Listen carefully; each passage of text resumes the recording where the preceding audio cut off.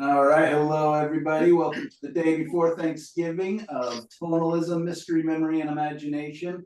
This is the first part of the video, and we have a couple things to quickly go over. We're gonna spend some time trying to figure out an image that we want to start working on as a group, and thinking about different ways to edit and take a scene and make it our own.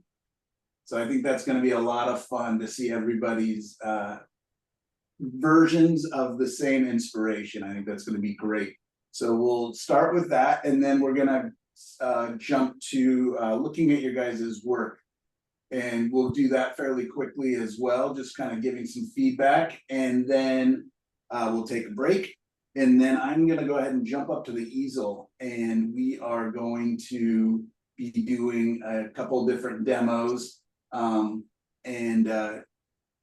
Using, first one's going to be scumbling, and then I'm going to get into just some fun kind of wipe away. So today is a good day if you want to paint along.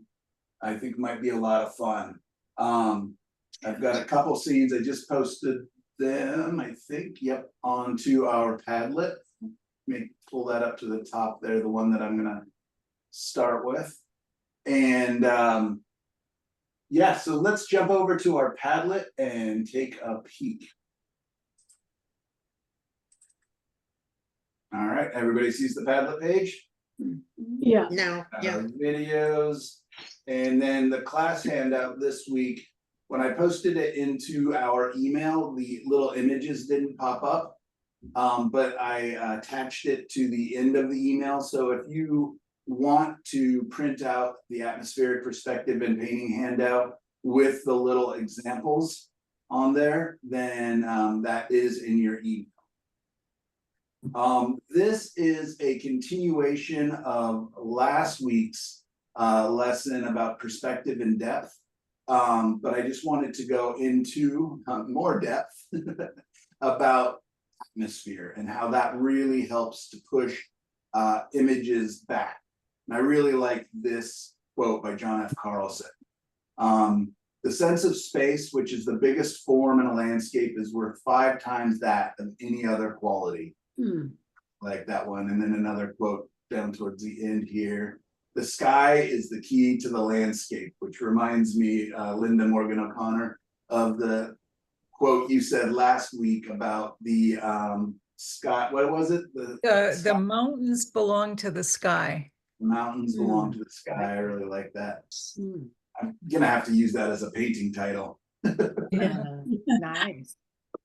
So anyways, I didn't want to spend a lot of time going over this lesson, just because we'll be talking about it in the demo today. And we've talked about it quite a bit, but this really kind of helps to break it down and to clarify some of those ideas.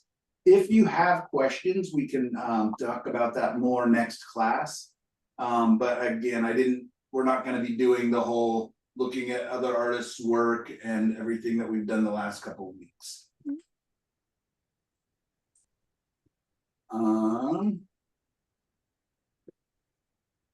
All right, so let's go ahead and jump to our references. This is one of the ones that I wanted to do today, if it pops up. Oh, interesting. I've got to reload it because it evidently loaded as a PSD, which Photoshop file. So I got to save it as a normal file.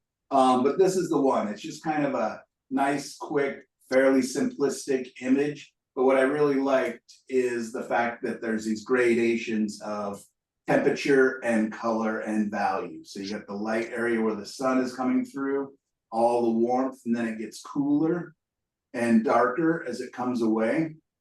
See that? Yes. So it's like if you cut it in half almost, it's light and warm, and then the other half is cooler and darker. So I want to show an experiment, because I haven't done this much, is doing a wipe away painting, but I'm gonna, instead of just covering the whole image in dark, I want to start by covering this part of the image in warmer lights, and then this part of the image in cooler darks, and then going in and doing the wipe away and seeing how that works. It's truly going to be kind of an experiment, but I figured, you know what, this will be a lot of fun. We'll all learn together. I know that Linda Morgan O'Connor mentioned that she's kind of been doing this instinctually, so you'll be able to help me.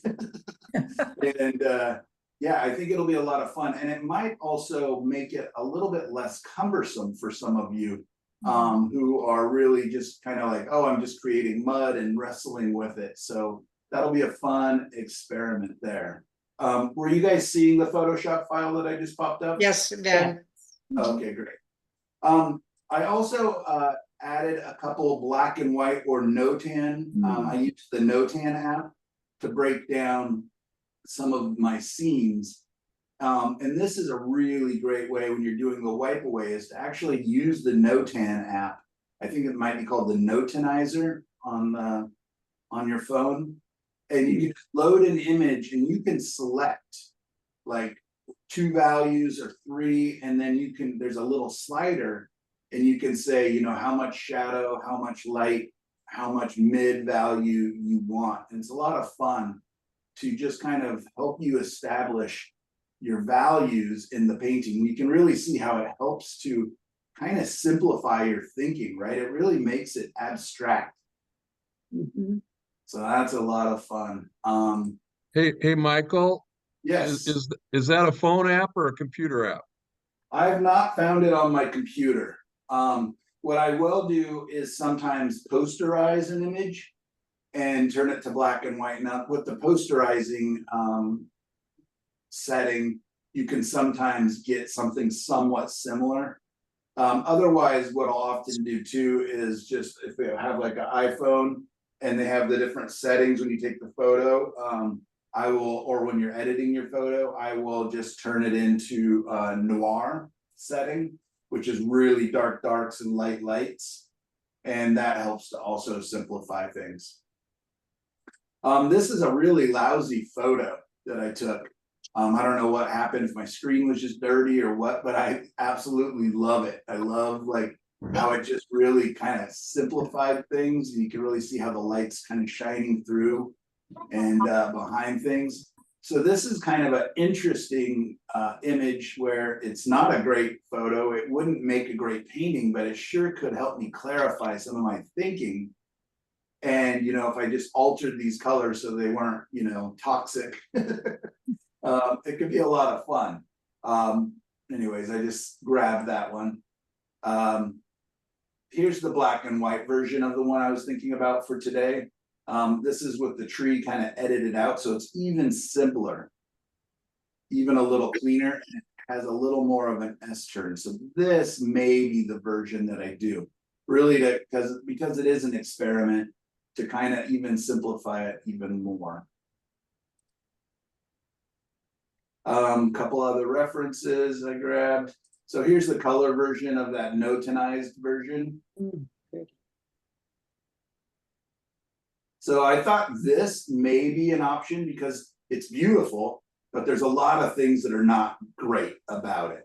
Like, you know, I don't understand. I mean, I do understand because this is right near my house. This is a weird little island in the middle of this pond. And you know, of course, the grasses have never been cut. So it's just these super, super tall, messy grasses taking over this island. I don't love that. Like, it's just weird. And then, of course, you got this dead tree right up the middle. You know, which could still work if we just kind of moved it a little over the side. We've got some houses in there. But there's a lot of potential in this, depending on the edit, you know, and moving things around. And that's kind of what I wanted to choose in our reference, is a almost there reference, or a reference that has a lot of things that are interesting and kind of good, but not, you know, it's not great. Like if you just copied this, you know, completely, it would be kind of a weird painting. You know, I like this blackberry vine here, but I don't like where it's at, right? I would probably move it down or change it, or, you know, just, there's lots of ideas in this. There's the one we did last week. Linda shared a number of beautiful images with us. Beautiful. A lot of fun. especially if we want to paint something that's more, you know, cloud centric. Yeah, just lots of beautiful, Oh, Wow. that's so, vibrant skies. Yeah, I love that. it's beautiful. Yeah, so keep these in mind, and when I come back and kind of ask which one or two interest you, I love the shapes in this. Oh, yeah. Here, it's really nice. You know, and there's a lot of opportunity for, you know, what would we do here in the foreground? I probably wouldn't put a bush right up the middle, right in the foreground.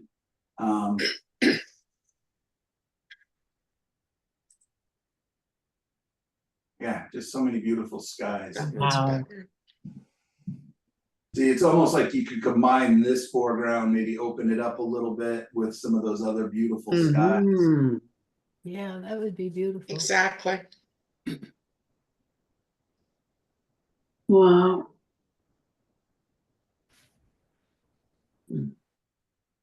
Yeah, so many good images here.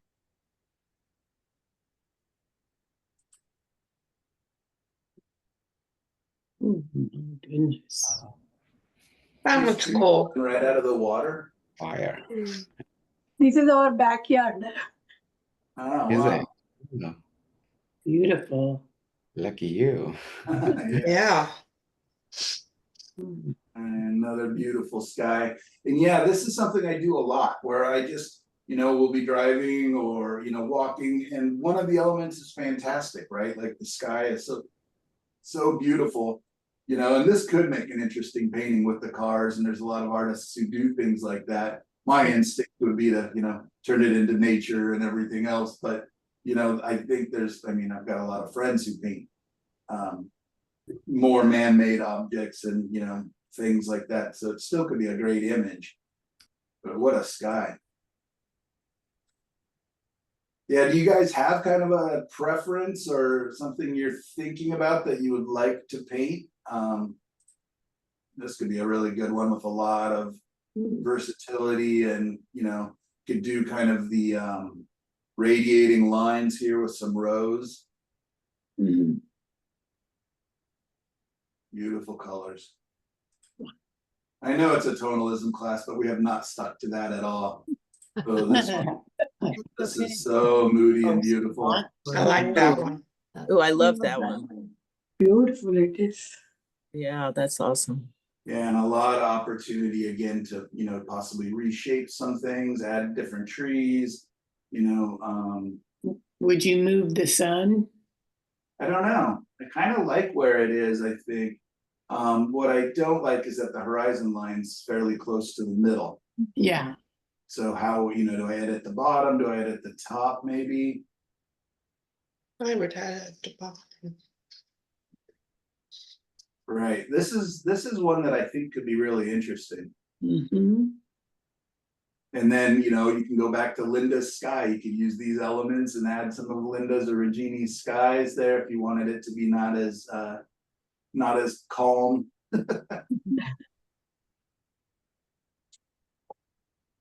Just some pictures I took out of the coast when we were there last time. Did you see giant waves? Yeah, they were huge. They don't look that big because we're about 30 feet up above them here. But Mm-hmm. those things are massive. Yeah, you can see, Wow. That's beautiful. and just the mist and the. Sure. That's a look at cool it. picture, black and white. Beautiful. Yeah, I mean, we can always do a black and white too. That would be lovely. Yeah, here's the waves. And just keep in mind, these cliffs are like 30 feet Wonderful. tall. Wow. This guy just sat there forever, so I couldn't get him out, so you have to paint him. I like that he's just, this huge waves going on and he's reading his phone.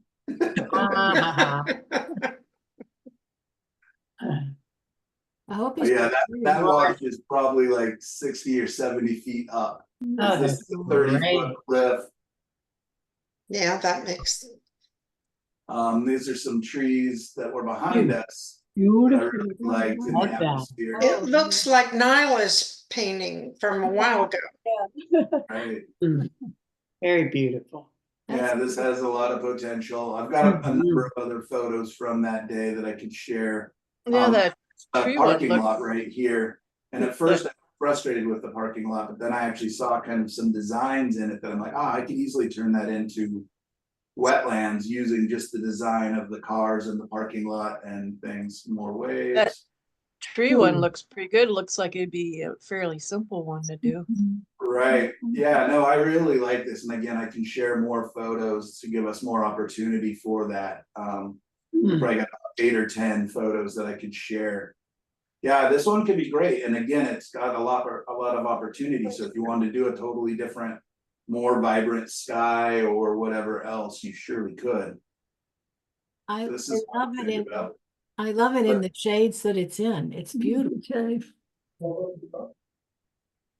Wow. Yeah, that's a pretty one. Yeah, tell me to stop if any of these look really interesting, you want me to pop them open. There's a lot of them. This is one that I thought about. I know Don's already painted a small painting based on this. This is a edited version of one that I actually have painted it twice. I flipped it to make it different. It was the other way around last time. But I think this one has a lot of editing potential. You can add a trail, you could add, again, you could add a dynamic sky, you can edit out these trees or, clean them up. Is add that more- water in back? Yeah, that's a little, whatever, lake, edge of a lake there. I really like that one, I like that one too. just because it has water.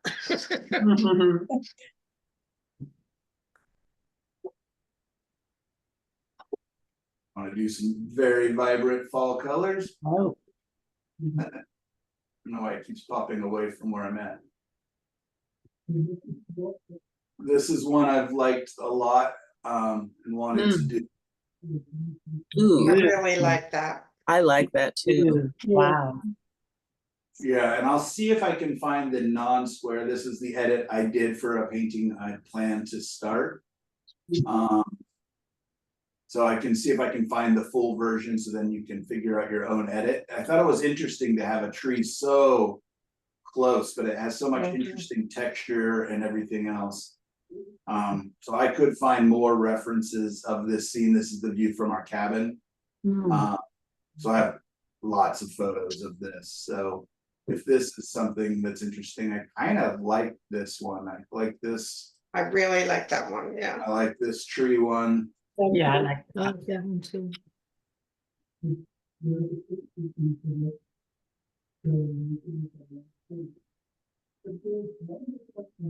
I mean, I even like- something almost more simplistic like this, really beautiful, just, strong value contrast. You could definitely make it tonalist or, more vibrant. You could, again, change the sky, Yeah, I like that too. I love the big. just nice and clean and.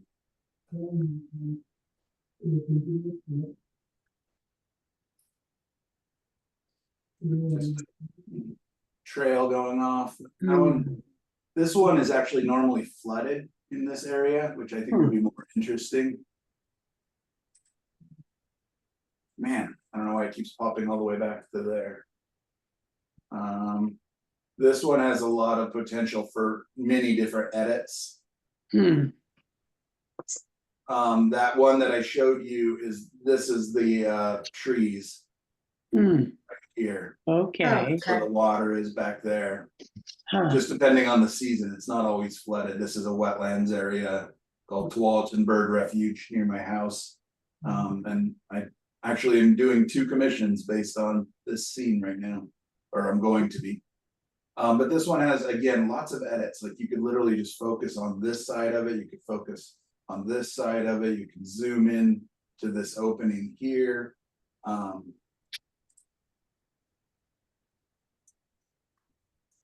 like that misty one you passed. The misty row back a little more. Yeah. What was it? This one, I don't know. It was pretty when you were going fast. Yeah, maybe. yeah, this is actually the water in this is the painting I'm working on now, and then I changed the trees. This is another little protected area near my house. My back, Costco's to my back, Nike's to my left. Wow. But it's a beautiful little, this used to be a stinky little stream, and then the beavers dammed it up, and now it's becoming really beautiful and lots of Wow. wildlife there. 2 bald eagles live there. It's right in the heart of Beaverton here, my town that I live in. Wow. So this one again has a lot of edits. I mean, you could literally just zoom in on just these trees. Mhm. I could zoom in on this area right here. Lots of potential.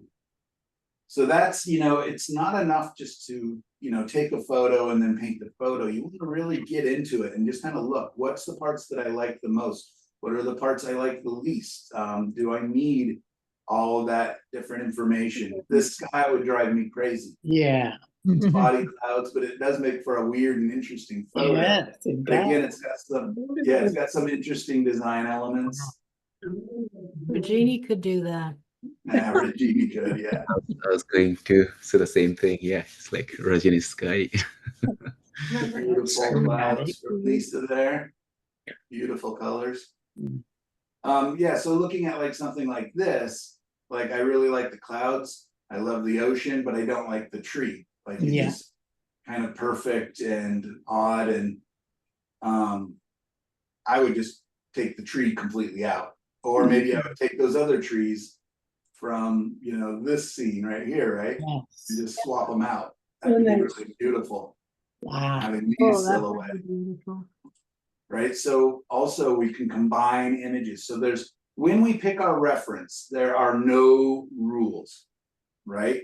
Edit it, crop it, combine other images, change the colors, whatever it is you want to do to make it your own. I want everybody to feel like, could throw some birds into your scene, whatever else. So Michael, to combine, you would like print the ones that you want to encompass into your painting, and you would look at the prints.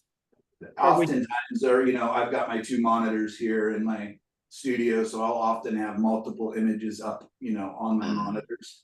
I've got fairly good size screens here. And then I also usually have a couple prints out.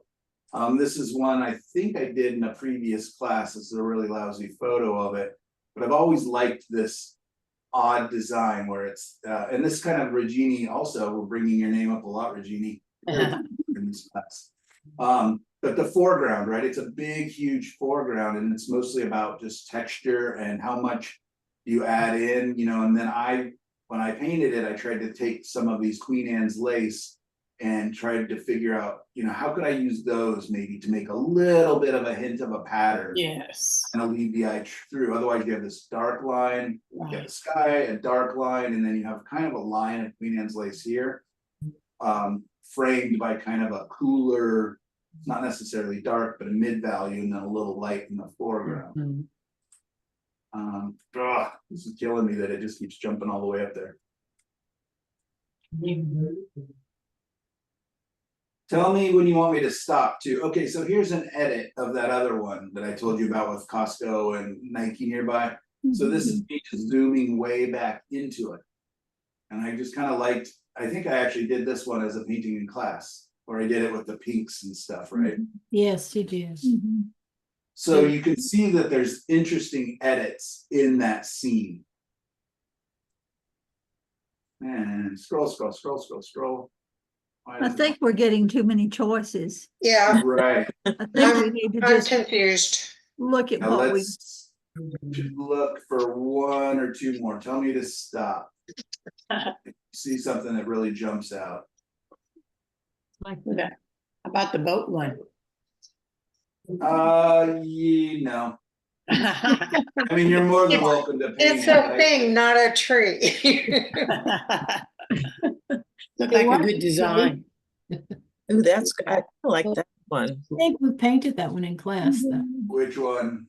That one, the top, yeah, no, the next one up, that one. Oh, I like that one, the We trees on the hill. found that in class, like 3 classes ago. Wow. Yeah, I've painted this scene twice. I mean, once in plein air when I was out there. I think it was. What I did was I just changed this to a sharp cliff. Yeah, And then it you was a can group see, painting, I think. you can see Yeah. right there is a very, very hint of the ocean. Hmm. Or not the ocean, this is in the Columbia, or in the sound, Seattle, Washington Sound. And so I just made a cliff and then just brought that line across you Oh, can see the nice. water that back there. But yeah, I just love the motion, the movement, kind of the Mhm. fancy weirdness of this. It was a lot of fun. I mean, and then you got a lot of opportunity in these interesting rocks and stuff. Very moody. Like that. I've always liked these rocks Yeah. near Depot Bay or Mhm. Lincoln City in Oregon. Yes.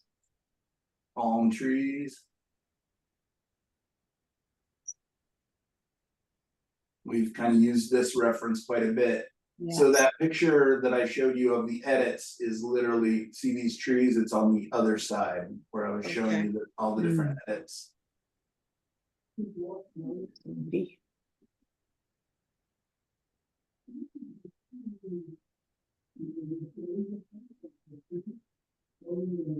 There's, okay, so now we're getting back towards the older ones. This is Gail's photo, and then I added some lilies to it here. Yeah, I think we've painted a lot of these. Yeah. Now let's go back to those earlier ones. I want I mean, Sandy to paint no, this one someday. the older ones. What did Sandy, you need to you? do this one someday. Yeah, I've been thinking about it. One of these horses is mine. I don't know which one. Okay, so we picked, we very strongly responded to two of them. The tree by the water in the foreground. Now finally it goes all the way down when I want it to go back up. So this one was one that we liked. Mhm. Yes. Beautiful. And then the other one was the foggy. Is this tree? That one. This tree might be a lot of fun because Yeah. if we imagine like, okay, the tree is kind of the main thing. And you could really change the background. I mean, you could put in any sky, you could get rid of these mountains. And again, I'll add photos where we can see the ground and it's just a parking lot. But what would we do with that? And Yeah, I be like that inspired one. by that. I like that one too. Yeah. I All like. right, well, let me post, I think I'll post like 5 or 6 other versions of this same scene. And that way we have a lot of opportunity to really play with it. Everybody happy with this one? Yeah. Yes. Yeah. And this tree to the left is actually really beautiful too. It's much shorter, but it has really nice shapes. And so That I'll grab almost looks like an photos. umbrella pine. Sure could be. I don't know the name. No, but we don't have those here. Oh, they it's have- Oregon. They have them in Rome, Oh, okay, yeah, probably not. but it looks like one, those sections. Oh, I know, like, yeah, by the cathedral and stuff. Uh-huh. Oh man, I took so many pictures of those trees. They're so crazy.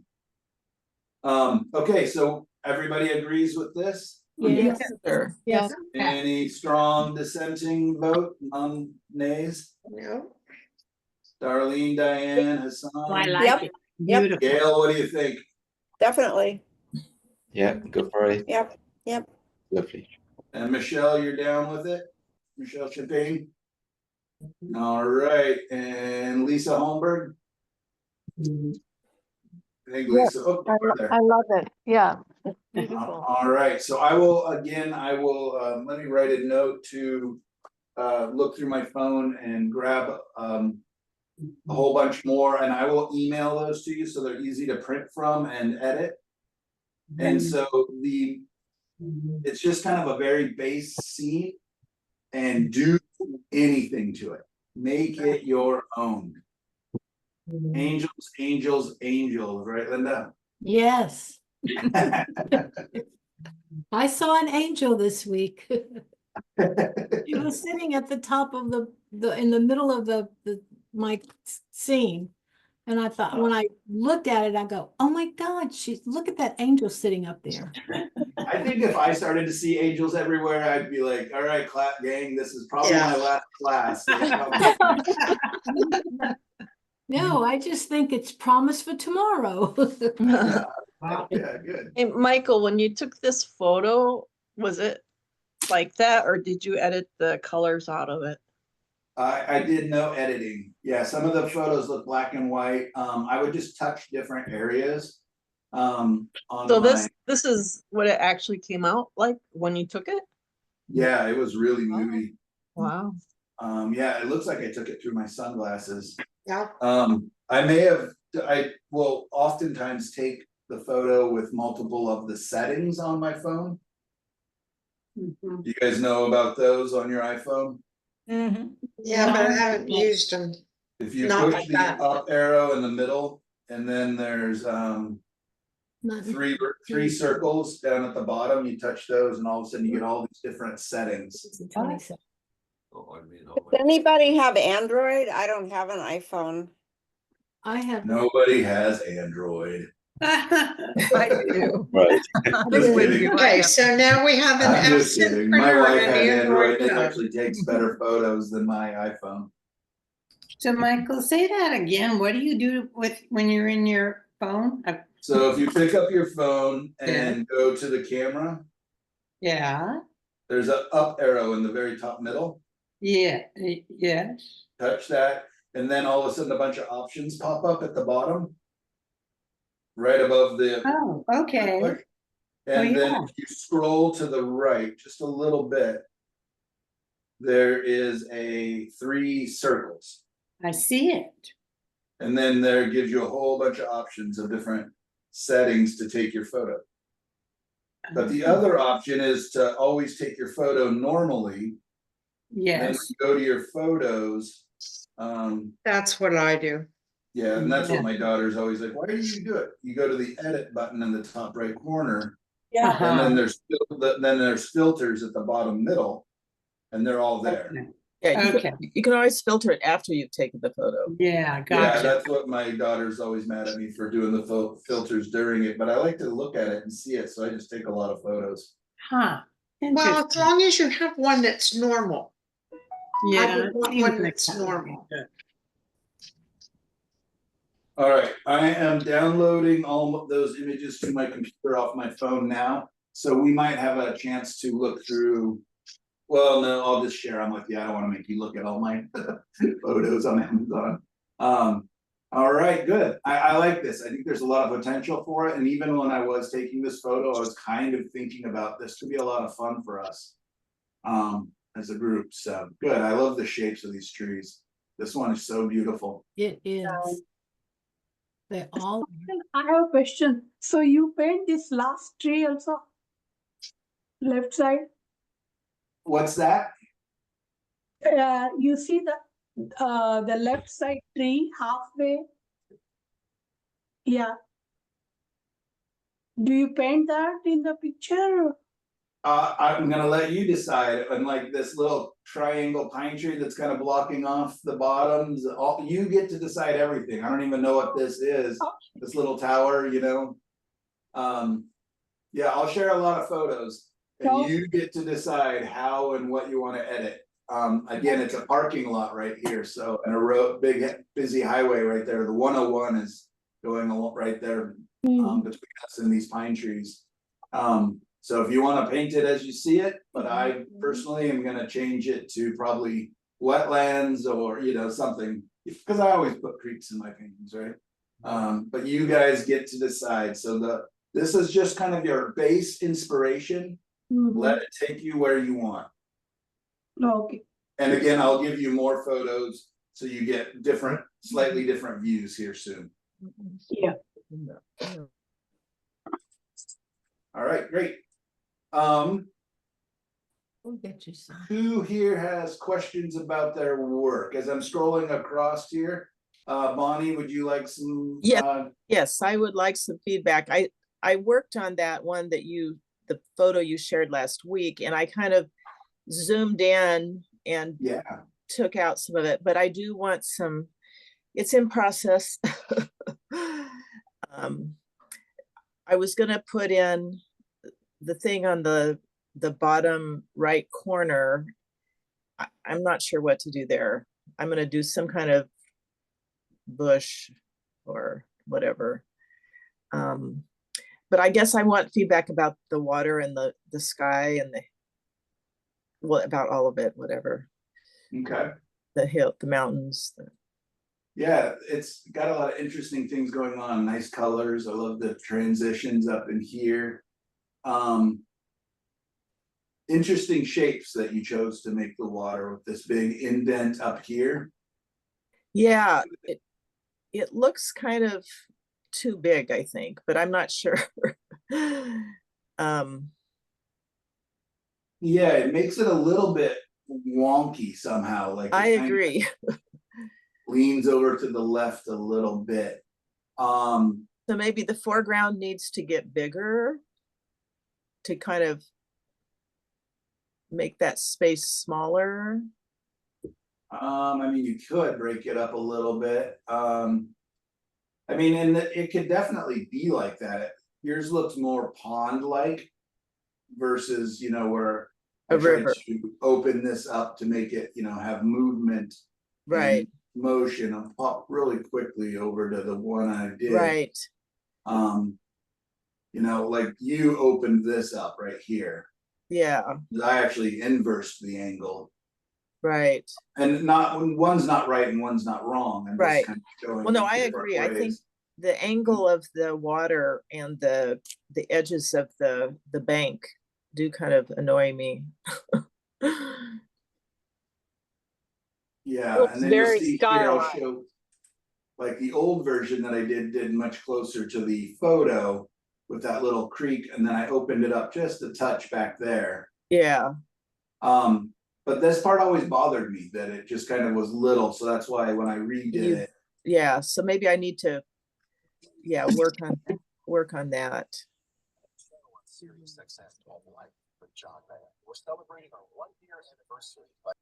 Let's look at your hills really quickly here.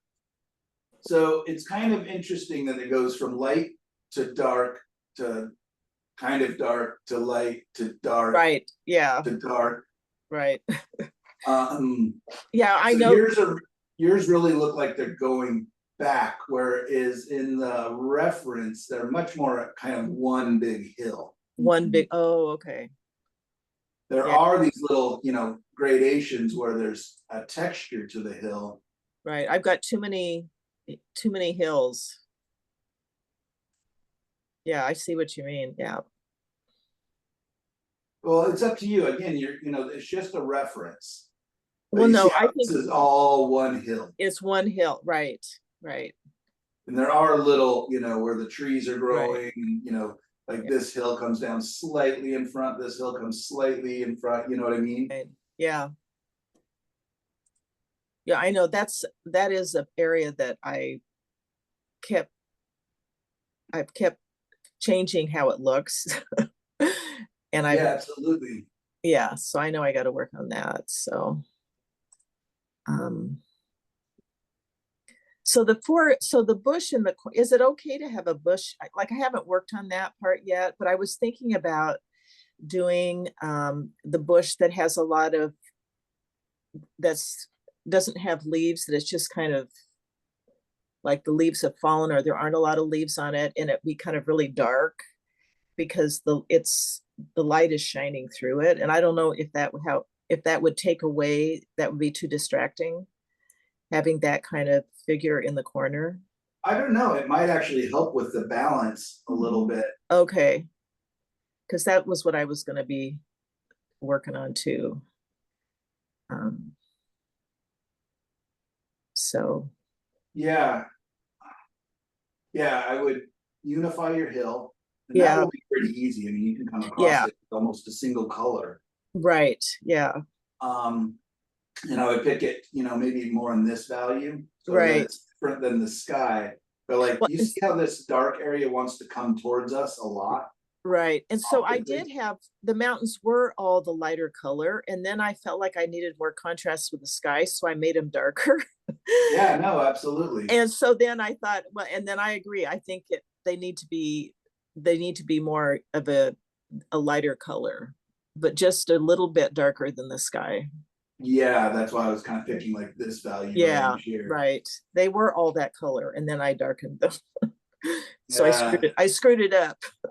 Oh, no, that's fine. I mean, that's how we learn. Yeah. And you just kind of go back and forth. And that's the great thing about paint is, Right. it's fixable and changeable. And, even mine, I'm not happy with it. I'm just kind of waiting to kind of think about it a little bit more.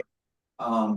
Is, Right. And so mine, I I do don't love acrylic. like this color actually. Oh, I of love this that. house. Yeah. Yeah.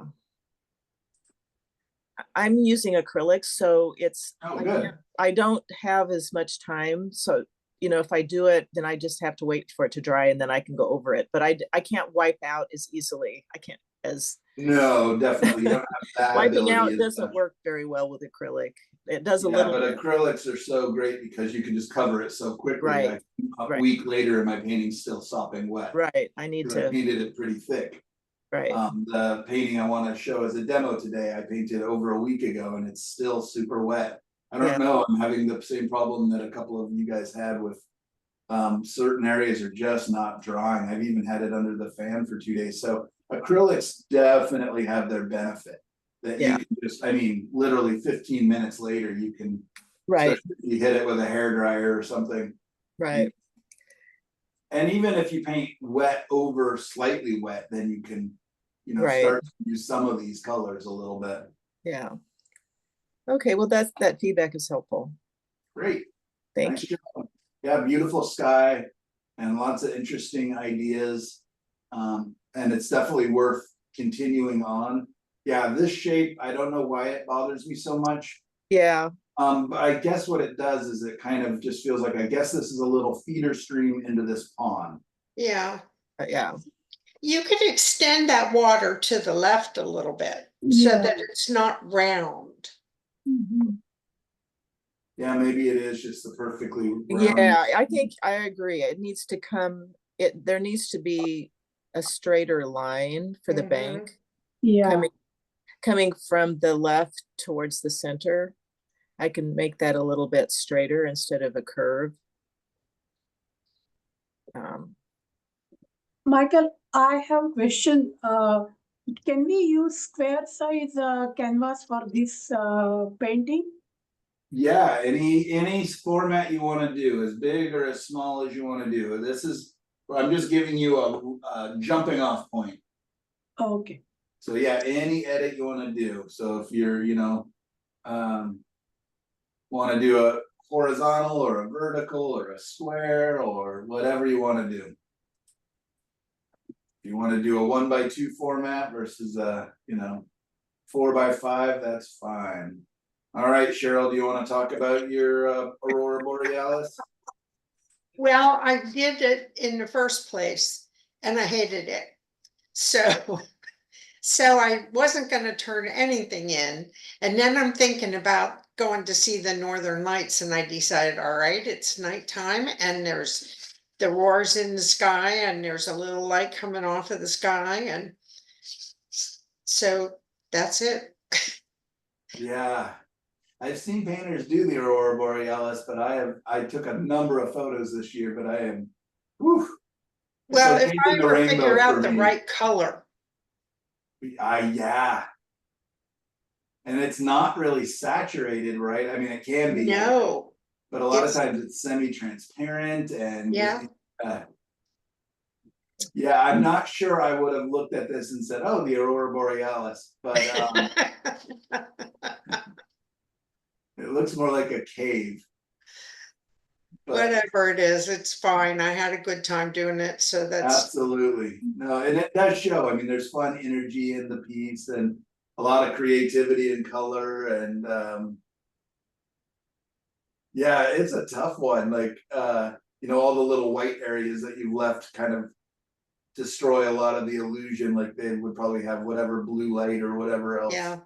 Maybe some of the pink. I don't know if the Aurora Borealis is ever bright enough to actually illuminate anything. Well, it is. It really Wow. does light things up. I have never seen that. However, it's my bucket list thing. But it's Absolutely.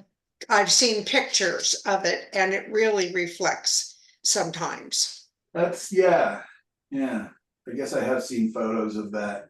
So that's what I would probably do if I were gonna continue on with this image and try to make it, a little bit better would be to really look up references and, you know. I had a ton Yeah, of what it's- references and the color, it's that, I couldn't come up with a color that looked even a little bit close.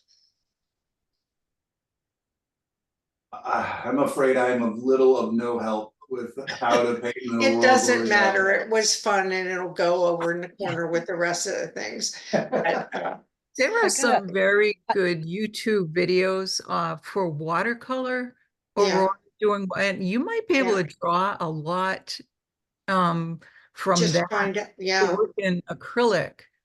I would start there if I were. I got a lot of pictures I took of the aurora if you want me to post some. No, that's okay, I'm done with this now. I may do it another time, but some other time, but no, I'm done with this one. It's going. All right, well, I'm glad you had fun. It looks like you had fun. You can feel it in the painting, and great experiment, and way to confirm my fear of painting the aurora borealis. It looks daunting. Now go down to the next one. Two more, yeah, go down to the further one. Well, it's all right. I'm working on this my one, yeah. pumpkins, they're getting there. Yeah, this one's really coming along beautifully. I took out the tangent that was there. I Yeah, figured out a way to do it. I used alcohol and Q-tips. I read that, yeah. That's really So- cool. That's a nice new trick for you for your acrylics Yeah, I really like that. too. thank Yeah, you. it feels like it has, you know, without sounding like I'm demeaning it, it has a very beautiful decorative Yeah. Uh-huh. feel to it. And I love the color. I just, And those are the colors they are. Oh, so beautiful. Actually, the dark ones, there's not as many dark ones as there's usually green ones, but the picture I had the darker ones on, and then I mixed the colors up a little bit. yeah, I really like this. I think this is one of my favorite paintings that I've seen of yours. Thank And you. then you just did such a great job with the depth. I mean, Yeah. it's so nice, and it just creates such a nice backdrop for all these spindly little branches and olives and everything else, and yeah, just beautiful colors. It's a great study in the high key, low key, mid key. Mm-hmm. Yeah. Thank you. Lovely. Thank you. And my pumpkins are coming along, but they're not Alright. done. Good, yeah, starting to find the unified light source and everything else that, Oh, I know where the light source is. I just hadn't gotten it in yet.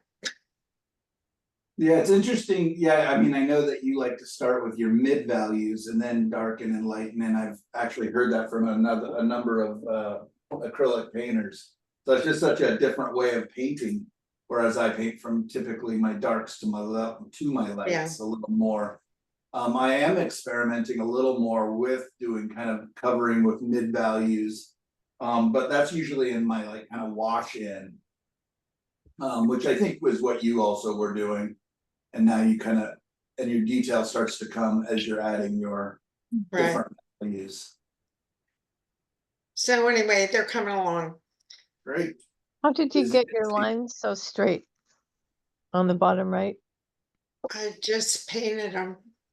Oh, wow. I don't know. They're not real straight at the top. There's supposed to be a wrinkle at the top like there is at the bottom, but I decided not to put it in. Okay, thanks. Right. And done. You actually made it feel like a toneless painting. Nice job. I like it. Beautiful colors. Yeah, they really go together well, don't they? Something Linda Morgan said was had to do with the wash off, wipe off, and not covering the whole area with the darker tone and wiping it off. I left the pond kind of mostly free from the burnt umber. And of course, I didn't put any of the burnt umber. So it's Indian yellow tint, And then the burnt umber is used kind of judiciously and on the mid foreground. And then some wiping away. And so I was thinking the same thing is, if I know the pond is going to be light, why put the burnt umber all over it? But Yeah. Hmm. you guys are so much smarter than me. This took me a while to figure out. Well, you're just better at wiping it off. I've got a lot of practice wiping paintings away, yeah. Well, Beautiful if you used a rag to wipe it off, something with a little texture in it would lift up almost everything. Yeah, I know, Especially but for you guys with oils. yeah, but my fat finger, well, my fingers aren't that fat, but I mean, my wipe offs always kind of get out a little bit out of control. Well, plus you're wasting paint and you're wasting effort. So I did think a lot of I think- stuff with a brush. Yeah, but beautiful sky, and I really like my clouds are purple, and they're so bothersome to me. I know that in the photo reference they're fairly purple, but I love your color so much more, and I like how they communicate. You know, the gray to the gray, and to the gray. Like, I just think this is so much more harmonious Well, than mine. I didn't use any ultramarine blue. I'm kind of sticking with the Zorn palette but I'm adding Payne's gray for my blue. Wow. And I'm using Payne's gray to get my greens. Yeah.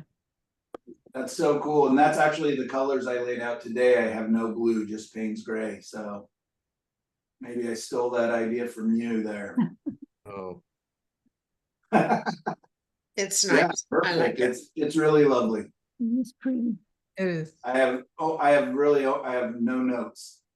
Yeah. well, okay, I do. I was trying to fix the top of the tree on the right, and I got carried away and started wiping off some of my orange. Remember last spring we did the color gradation for skies. Mhm. And I pulled my example out and I said, okay, I want to go orange, reddish near just above the gray clouds, gray blue clouds. And then I want to go to orangish yellow.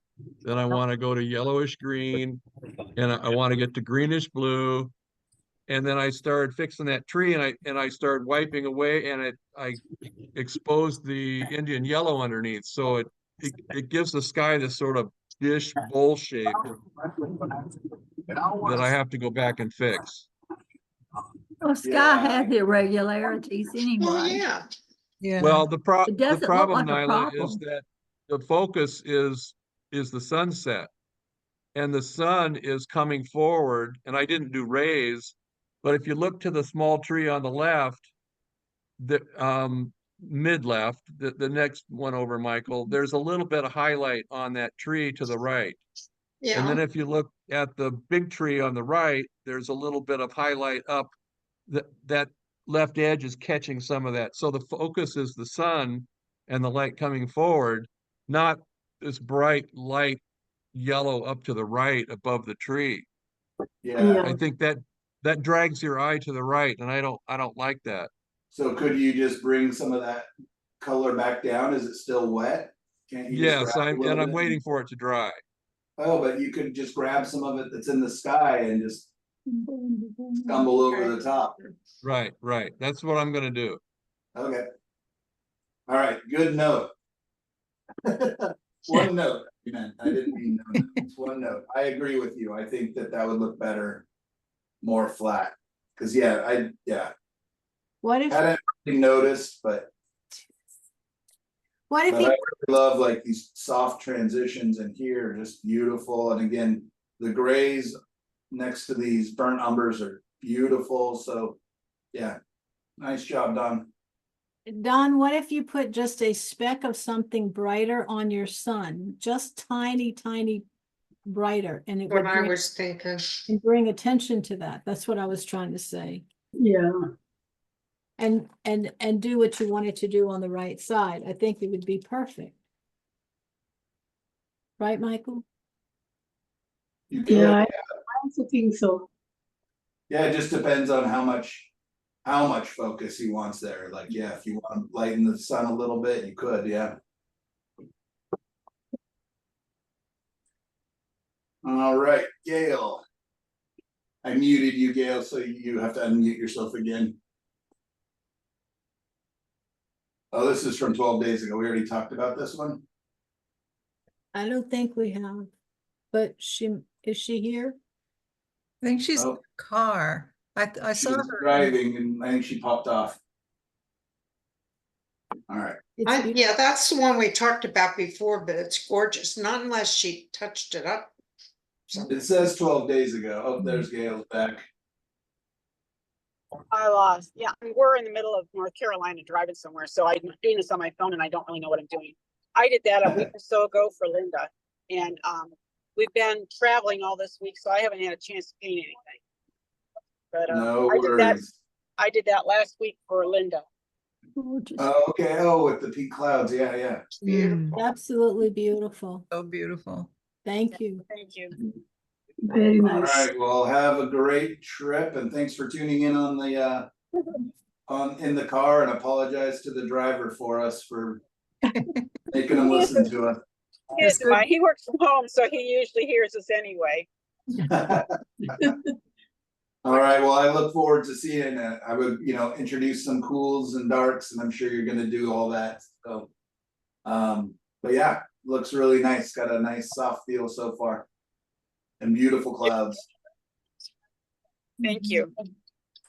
I'm gonna go on with the homework, so from here. All right. And you like that tree image that we picked? Yeah, I think that'll be fun. I'm anxious to see your other references. Okay, great. All right. Okay.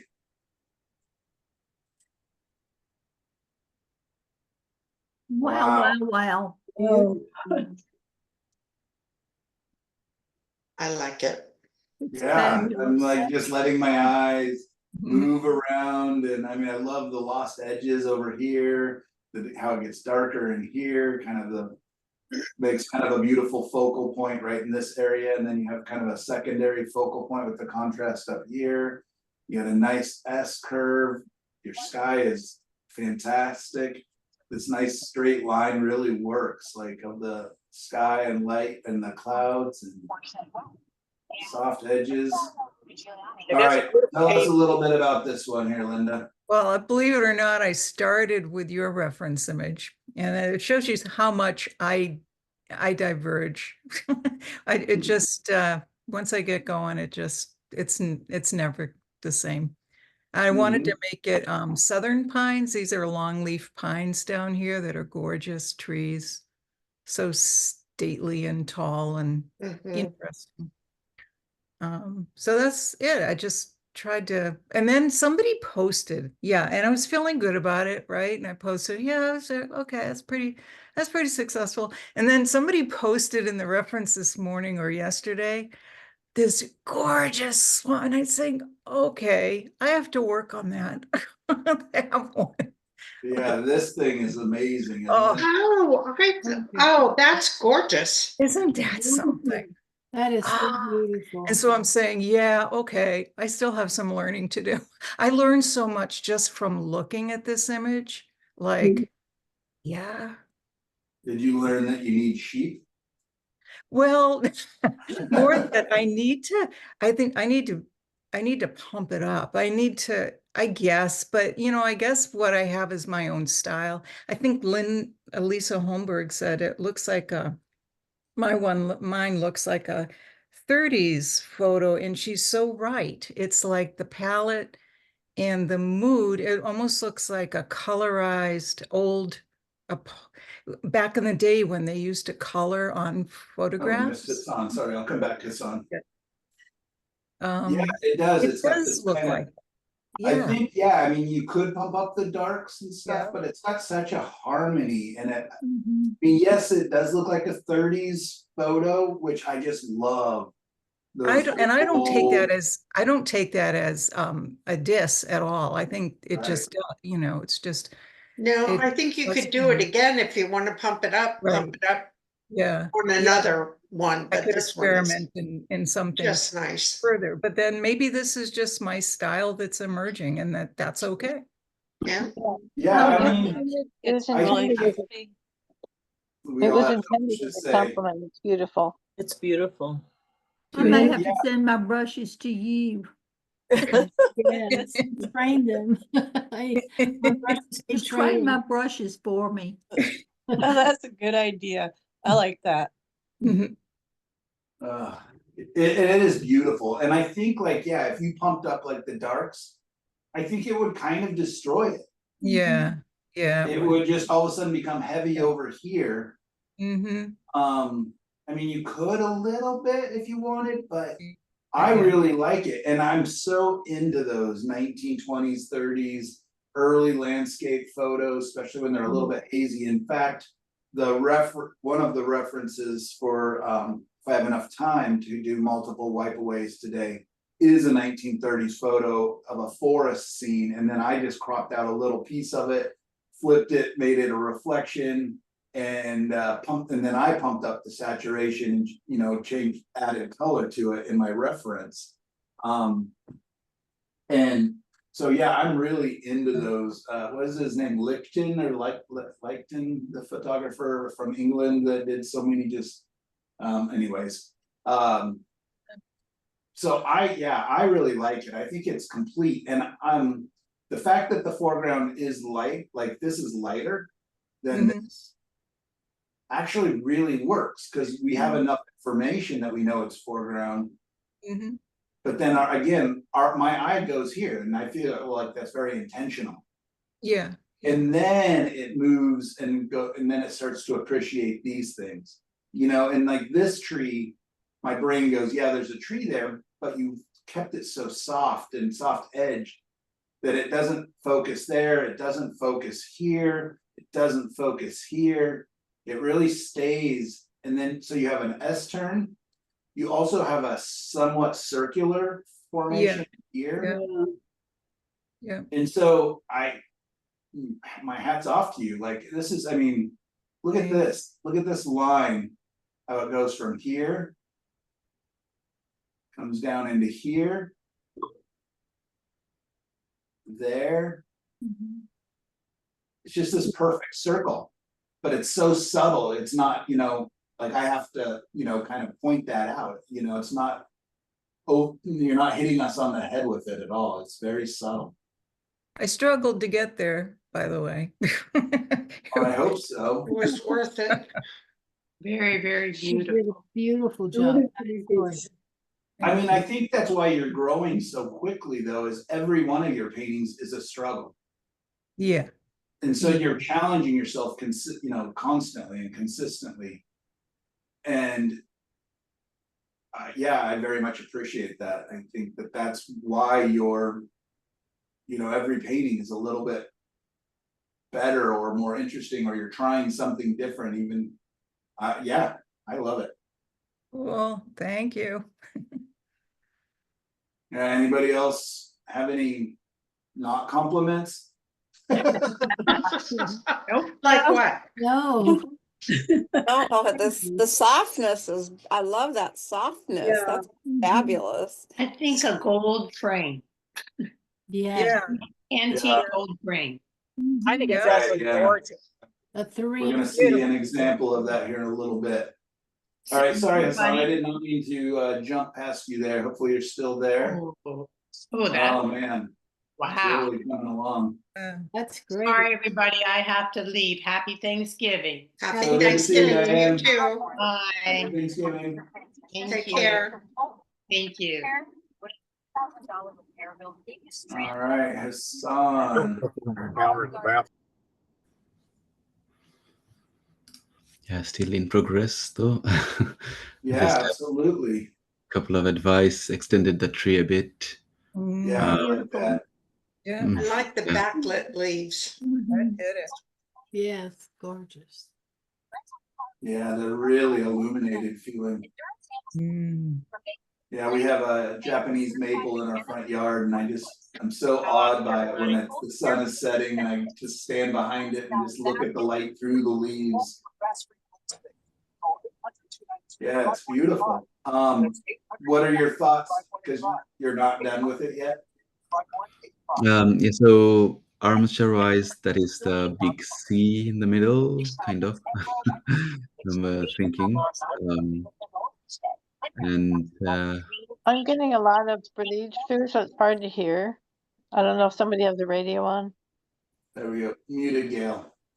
I think got car noise. I see actually repeating. You got a C here, and then you've got a C here, and I think that's really effective. Almost a steel yard C, huh? Yeah, steel yard C. Yeah, you've made up a new design. You do have kind of a steel yard here with, you know, the big and then the smaller. And then, yeah, like you said, like the C formation here, kind of here. So I tried to make the leaf very simple with like not distinguish single leaf, but just, yeah, stroke of brush. Good. Yeah, few things. And so what are you thinking going forward with it? So the foreground looks a bit empty, so I'll probably like add a bush or trees. I haven't decided yet. What else can I do? Maybe I'm looking at like these branches here are still kind of washed out. I would bring back in some warmth to create this kind of glow from the sun onto those. I think the branches are washed out because of the strength of the sunlight. Right. Right, and that's why I would warm them up a little bit. They can still be semi-transparent, but I would, right now they just look kind of like, you just drag the light across them a little bit. I think if you put them in a semi-transparent warm, then they'll feel warmed by the light versus now they almost are cold. I have a question. I love those leaves and I love them just how they are, except that they don't connect to anything. Yes, the branches, yes. Would you put a branch in there, a twig, or would you just leave it the way it is? No. There will be branches. If you look at the original reference, yeah, those are all connected with like branches. So that would be my last bit. I mean, yeah, I haven't done much since the original, since I posted last time. But yeah. And here you can see what I'm talking about the warmth. Even back here. Those are basically washed out when I try to do the background hills, but yeah, I need to like bring those back, a little. And I was wondering too, maybe just instead of adding a bush or anything, just adding a little bit of some fallen leaves. Yeah. Could do that. Also, Hassan, the shadow of the trunks, they indicate the shape of the landscape, and if you draw them straight, it looks like your ground is undulating, and the shadow would need to do that too. True that, yeah. And that would help describe your ground plane. Yeah. Good point. Yeah, that needs to like carve a little, right? Yeah, see how these bend? Yeah. I mean, I think I love shadows and how they describe the ground or whatever shape they fall on. Right. A very good point, yeah. Very good. Try to implement that. Man, it's gonna be a long time till we get to see the finished image of this, or maybe you can just post it to our, even though you're gonna be on, if you keep painting it all while you're traveling, feel free to share it to our Padlet. I've got actually the water-based oil paint. Okay. I'm gonna give it a go, see how travel friendly that is. But yeah, my suggestion is gouache. Gouache, okay. Yeah, it's gonna dry really fast, so it makes it easy to travel with. Okay. And so I really like gouache. my little kit that I travel with is a combination of watercolors out of the tube and gouache. But it's great because you can just take a Padlet of paper, you know, get like watercolor paper or some kind of thicker paper, and you can paint right into that book. And so it really makes for a small travel kit. Yeah, fantastic. Yeah, I'm gonna give it a go. And then you only need to take a couple little watercolor brushes or, you know, acrylic brushes or something. You know, I use my oil painting brushes as well, but with them. But I really like gouache. It's a lot of fun. And if you want, I can show you my little kit really fast. Just all fits in a little tiny satchel. So Yeah, sure. What is the difference between acrylic and gouache? I mean, how do they paint different? Gouache, I would say, is a combination of watercolor and acrylic. It's kind of, it falls in the middle. No, see, I thought it was definitely a watercolor, but made opaque. Yeah, that's what I mean, but it acts like an acrylic, like where you can cover things. And that's what I like, is because it still acts like an oil paint or an acrylic to me, because I can paint opaquely with it. But I can also do beautiful washes with it. And all you need is water. I mean, yeah, acrylics are also great, but a gouache even is a smaller little setup. All right. Yeah. As soon as we get done here, I will grab my little satchel and show you guys. Is anybody else interested in that? Otherwise, I can just sure. Yeah, definitely. All right. I know Lisa Fairbank is traveling. Oh, that's beautiful. I never popped this one open. Look at that. Yeah, that is really nice. It doesn't look like a painting. Yeah. Almost so much texture. 24 inches wide by 6 inches tall. It's lovely. Yeah, I really, very little notes on this. Brave. I mean, just such beautiful textures. I don't really always love palette knife paintings, but this one's really nice. And then I think it's the smoothness of the sky, probably done with brushes, in contrast, really helps. I think when they're all busy texture, it just kind of bothersome to me. Again, that's a personal preference. I do not want to demean palette knife painters at all, because there's some really beautiful ones. But I actually like the paintings that are a combination of palette knife and brush. And this is a good example of that. And just these subtle little, look at these cool blues versus these, they're still cool whites, but it really reads fantastic. And the neat thing about a palette knife or really a heavy loaded brush is that you get these textures that you almost don't even always need to do all the different color gradations and value gradations, because the texture does a lot of the heavy lifting for you. Yeah, this is lovely, Lisa, if you ever get a chance to watch this. And thank you for sharing. Yeah, you guys are welcome to share anything on Padlet. It doesn't necessarily have to be from class. All right, Lisa Holmberg, you're asking if this reference is okay to use? Yeah, because now I just am gun shy about everything being in the middle. I don't know. I tend to like things maybe in the middle. I don't know. But I also really like the silhouette of the mountains, and I don't know. And also I'm wondering if the foliage in the front makes sense, because this is actually a view from a deck. So those are the top of a tree.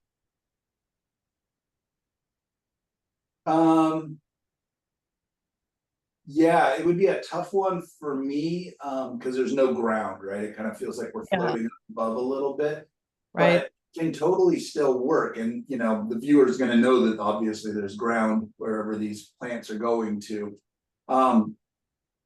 Interesting, just straight horizontal lines. I'm oftentimes a little nervous about that it just kind of cuts the picture, but again, it works. Like, we know what's happening, we know what's going on. And then you were just thinking that this is so centered. To figure out, if you cut, you know, a little bit off over here or over there, or But yeah, I mean, there's a lot of artists that do very purposely put things in the middle. It does make the piece a little more stagnant when you do that, less movement, less motion. Yeah. And so you're gonna be fighting against this very horizontal line and then a centered object is two things that will kind of make the piece have less movement. When we think back to Linda Morgan O'Connor's piece that had so much movement where the eye keeps moving through it, Right. I don't think my eye is gonna do that with this. It's just kind of gonna Okay. peruse it and then move along, right? I mean, Okay. Yeah, that everything's makes sense. kind of, there's a lot of horizontals broken by these thin verticals. But yeah, so what I would do with this is go, okay, what do I like? What don't I like? Can I use the things that I like and discard the rest? Can I change the angle possibly a little bit? Can I break into the shape a little bit? Do these need to be, yeah, so I would just start questioning things. Or do I just take the elements that I like and use them in a different scene Okay. that has a better design? Well, Yeah, what I would just you really do like- about, sorry. I Go really ahead. like the sky and the water. Okay, That's what really and is attracted it the me. colors of it that you like? Yeah, yeah, and the texture. So, but yeah, but I don't think I would have asked if I didn't know subconsciously. At least I'm getting to the point where I'm like, something's wrong with the design. I'm not sure what. Right, So, I mean, okay, I would almost helpful. be tempted, here, let's just do it real quick. Michael, while you're doing that, that horizontal line that you don't like is water, and water is always horizontal, right? I mean, if you're standing at an angle or shooting up or down the river, not straight All right. across. Okay. Yeah, and that, I mean, again, I know where Lisa lives, kind of, I'm not stalking her or anything, but I know the general area. And Yeah. yeah, I mean, when you paint in along kind of the sound and the different waterways out there, often, yeah, because I paint in Edmonds, Washington a lot, and when you look across the water, it's just very flat. And I, you know, have to think about that, but there, it can be a beautiful, but what it does is it becomes more graphic. Right? Yeah. Say that again. It becomes more like a graphic design. Okay, I gotcha. You know what I mean? These are big, bold shapes, big, bold color and value separations. Right? It's these plants are quite flat because they're silhouetted, or you know what I mean? This line is quite flat because there's very little gradation, a little bit. These mountains are quite flat. With what I was gonna do, if I could figure out how to, I guess I do this. Let's save it to desktop. Are you guys seeing this? Yeah. Edited, so now I can edit it.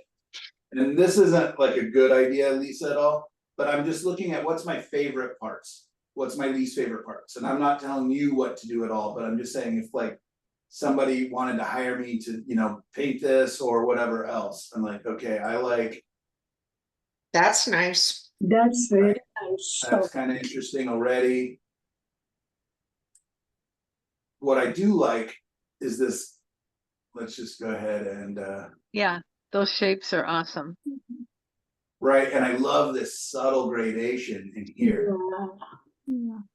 Right, and I love this little line of warmth kind of on the edge. Right, this already feels a little more interesting to me than the image as a whole. But again, that's just kind of what I might do. You know, and then I would probably experiment with what if I even have less. Right, I don't know, that's not that great. I kind of like that peak in it, and then we got the variation over here.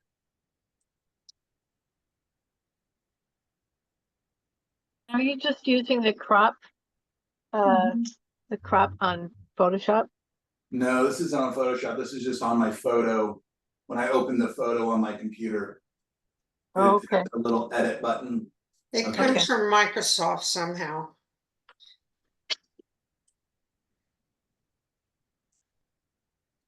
Oh. It's already just keeping the edited version. I was hoping I could go back to the whole thing, because there are elements in it that I like in here too.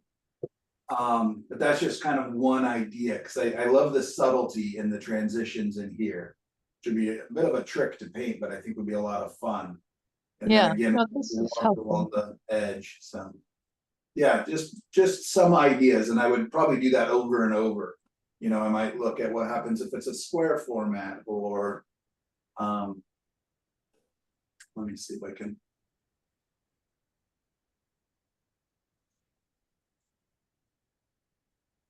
Okay, it kept the edit. Anyways, yeah, I would just explore, you know, if you can print it out, and then I just put paper over the top of it a lot of times. Just a couple sheets of paper, and I can move those around. You know what I mean? Put 4 pieces of paper over the top. This is very helpful. Thank you. Yep. Alrighty. And Michelle, oh man. Michelle, you're becoming the queen of moody, soft paintings. Wow.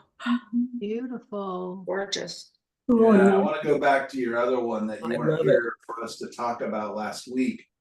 But yeah, I think hopefully you got a chance to see what we were saying, and we were all kind of oohing and awing over. I mean, it's just so subtle. Mm. Kind of amazing. Were you finished with this one? Oh, you're muted, sorry. Michelle, you're muted if you're talking to us. Okay, can you hear me now? Yep. Okay. Yeah, so I do want to, this is a little 5x7. I do want to take it bigger. And what But- about, like, are you planning to keep it so subtle and soft? I mean, like your foreground is almost the same values as everything else. I'm not sure. I mean, I do have the reference in the right underneath it. Oh, okay.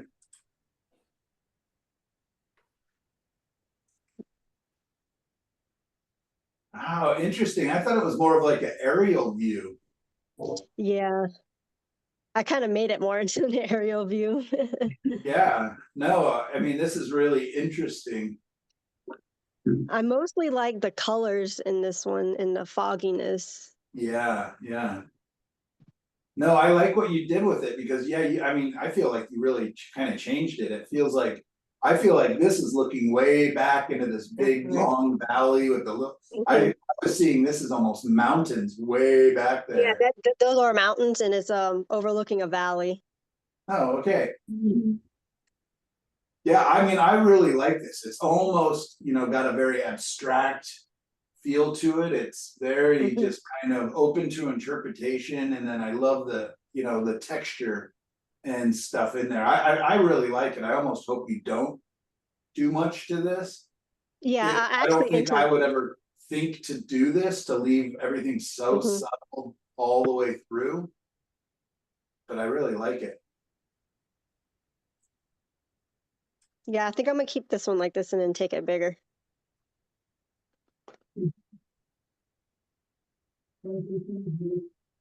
Yeah, this is really nice. I love these colors, this transition. It's fun to see the different iterations again when we all work from a similar image, you know, and seeing where you guys take it. I like most everything in here. This tree right here, really, I don't like. Yeah. I This don't like it branch. either. And then, yeah, I would probably do something with these, whether it's, you know, they're pretty much exactly the same height, even though this one's closer. I'd probably make this guy a little bit bigger. taller. Okay. And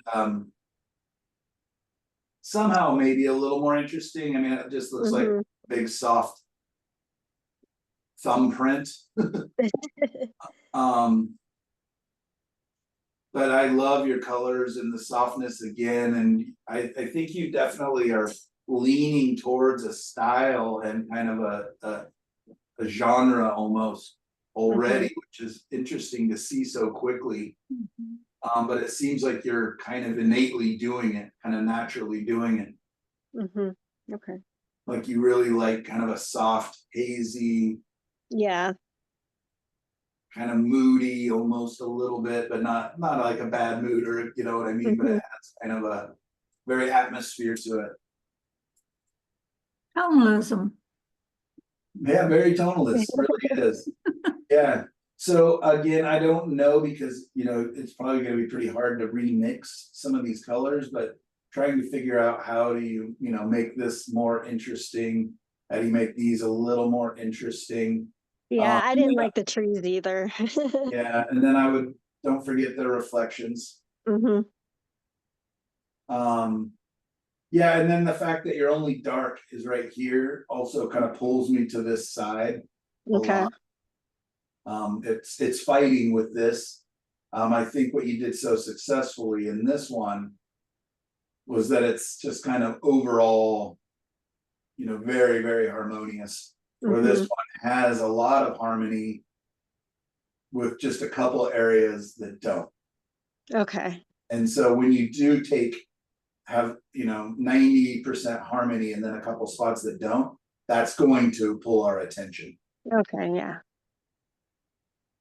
Yeah, do you have any questions at all? No, it's those trees that bothered me too. That's So good. I'll change those up. Good. And yeah, I just, both you and Dawn just did such a nice job of neutralizing the colors. And so much gray, even these colors I consider like grays, kind of ochery grays and kind of auburn grays and purple grays. Everything has kind of a grayness to it. Even your peach colors are not overbearing. The only area that you get any pure color is in here. And I think that's just fantastic. It really helps to lead the eye, tell us where to look, except for a couple, spots where I know you didn't intend to do it. Yeah, anybody else have anything to add? Just that it's beautiful. Yeah, what colors are you using, if I may ask? Because your grays are fantastic. I use a lot of burnt umber to gray down a lot of my sky colors. I think I use ultramarine, blue, burnt umber. I think I used yellow ochre. Okay, so you're using tertiary colors, a lot of earth colors. Yeah, I use a lot of burnt umber to mute my colors. Yeah, keep doing that. Do you use Payne's Gray at all? Yes. I think Payne's Gray is just ultramarine blue and burnt umber. I believe you're probably right. Yeah, so I use Payne's Gray too, yeah. Fantastic job. Thank you. It just kind of feels like you're coming into class with already this kind of what's kind of a style almost already. Like, I think once you start to figure out how to refine some of what you want to refine, that you're in a good place. All right. And Nyla. Woo. Oh, wow. Very nice. Lord, lovely. I think you can tell that it's just a quickie. Some spots, but I mean, you've got a nice harmony, even though this is so much more vibrant, right, than what we were just looking at by Michelle. It still has a nice harmony. Like nothing in here. I mean, I can't quite tell what's going on over here because of the glare, but I'm just going to assume it's fantastic. It has a really nice, I mean, there's a harmony to this as well. Nothing feels super out of place. None of the colors feel really jumpy. I love like this transitions in here, this warmth.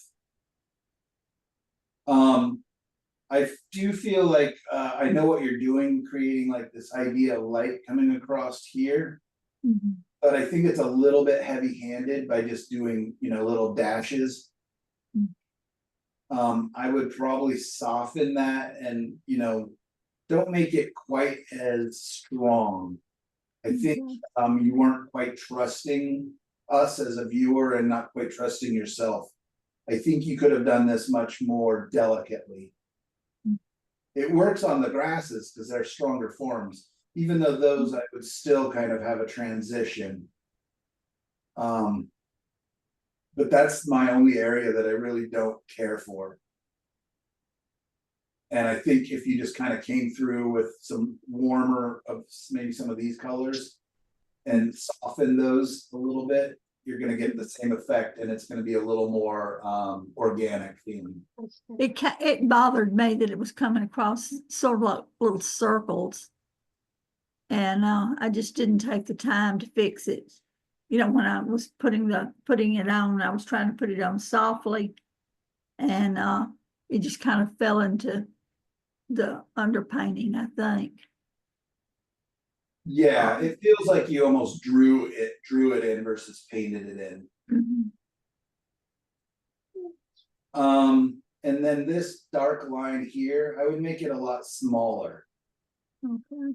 Because it's the same width as it is going back here. But you got to remember that these grasses are growing up in front of that. Yeah. So bring this up, make that a lot smaller and probably even more subtle. Probably wouldn't be quite as dark. Our eye will know what it is, don't worry. So those would be my two recommendations. I really like your negative shapes and everything in here. Yeah, anybody else have anything to add here? Well, I like how it's so vibrant but the darks make it so balanced. I really like that part of it. Thank you. Yeah. No, especially for doing it. I mean, I think you're learning so much from doing your little quick sketches and stuff. And I think you're just getting better and better at doing them. I think that, you know, when you start, that might be an advantage for you, is painting it quickly, kind of getting everything in, getting it all laid out, and then revisiting it and just kind of doing these little subtle changes. You know, getting if you need more detail or anything else, because like this is so beautiful, and then this becomes kind of slapdash right up here. Right. So, you know, it's like, because this is so good, we notice that this isn't. But I think this is worth revisiting, you know, and just kind of fixing some of these things a little bit. And yeah, nicely done. Thank you. And then I noticed that you framed this guy, this beauty. Look at that. That's so cool. That's a amazing. gorgeous frame, and it just enhances that so beautiful. Perfect for that. Yeah, I mean, it could hang in this could hang in a museum now. Beautiful. Yeah. It does. It looks museum quality. Feels like it could have been, you know, a small study painting by, you know, some, you know, famous artist. It's really nice. Kind of does, it feels still like a Van Gogh to me. Thank you very much. Yeah, that is a very ornate frame. That is a lot. Well, you said it needed a big lofty frame, so that's what I You went did for. it. You found one. Is that an antique frame? No, it's a Hobby Lobby frame. Oh, good for you. I think it was like $20-something. Oh, wonderful. But it is heavy. Yeah, you should look up a video about how to like add like the marble dust to it to make it look truly antique. Yeah. That's Nice good. job. That's very cool. And it is fun to see them framed, how much it changes it, you know. It legitimizes the painting. There you go. I don't know if you still have the other version of it. I think I took it off. Now there's the original. Yeah, pretty big difference once you throw a frame on it. And a lot of times when I'm trying to decide if my paintings are done or not, yeah, that's what I do, is I just toss them into a frame. And sometimes I'm like, oh yeah, completely. And other times it's funny what a frame does. All right, nicely played, nicely played. All right. All right, and Regini's photo reference here. Yeah, this is from the photo by Meg Carlson in the reference photos. So I like that color. So I tried to do this, but I think it is still in process. It is still very wet. I tried to do and it didn't come out very well.